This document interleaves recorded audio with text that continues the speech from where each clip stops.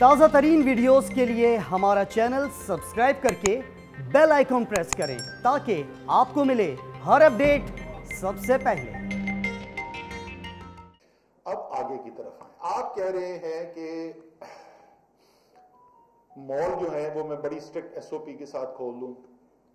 آپ یہ کہہ رہے ہیں کہ میں 2 دن کے بجائے 1 دن سیف ڈے پہ آ جاؤں، اور یہ بھی آپ نے اپنی سپیچ میں نہیں کہا، لیکن لوگ یہ کہتے ہیں کہ 8 بجے کے بجائے 10 بجے تک مارکیٹیں کھلی رہنے دیں۔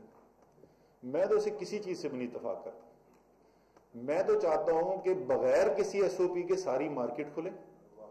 میں چاہتا ہوں 24 گھنٹے مارکیٹ اوپن ہو، اور میں چاہتا ہوں کوئی بھی سیف ڈے نہ ہو۔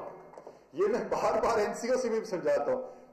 ہمارے لیے بہتری یہ ہے جتنا کاروبار زیادہ آپ کا بڑھے گا، یہ آپ پر نہیں میں اذعان کر رہا، یہ ہمارا۔ اچھا وہ اب یہ کہاں پہنچنا کیسے وہاں پہ، ادھر پہنچنے کا بہترین راستہ کیا ہے، اور یہ کب پہنچا جا سکتا ہے۔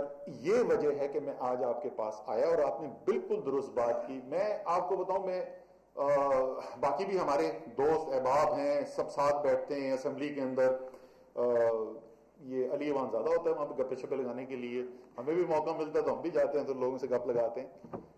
میں آپ کو بتاؤں کہ اللہ تعالیٰ نے ہمیشہ زندگی میں بڑے میرے اوپر احسانات کیے ہیں، بڑے کرم کیے ہیں۔ اس میں سے ایک یہ ہے کہ ظاہر ہے فیصلے تو اللہ تعالیٰ کرتا ہے۔ عمران خان نے مجھے الیکشن لڑا دیا اسلام آباد سے۔ اسلام آباد کا ایم این اے ہونا سے زیادہ آسانی کا کام کوئی نہیں ہے۔ سوچ آپ کی وہی ہوتی ہے جو اجتماعی بہتری کے لیے ہے۔ میرے پاس کوئی نہیں آتا جو کہ میرے لیے ذاتی یہ کام کر کے چاہے اس کو قانون توڑ دو یا کچھ کر دو۔ تو اس میں کوئی شک نہیں کہ اسلام آباد کی تاجر برادری اور سب لوگ یہاں پہ بیٹھے ہوئے، میں نے خاص طور پہ آپ کو یہاں پہ دعوت دی تھی، میں آپ سب کا شکریہ بھی ادا کرنا چاہتا ہوں، اور میں آپ کو سب کو بتانا چاہتا ہوں مجھے آپ کا فخر بھی ہے جس طریقے سے اسلام آباد کی تاجر برادری نے ہماری اور سب کی اجتماعی طور پہ ایک دوسرے کے فائدے کے لیے ہم نے مدد کی۔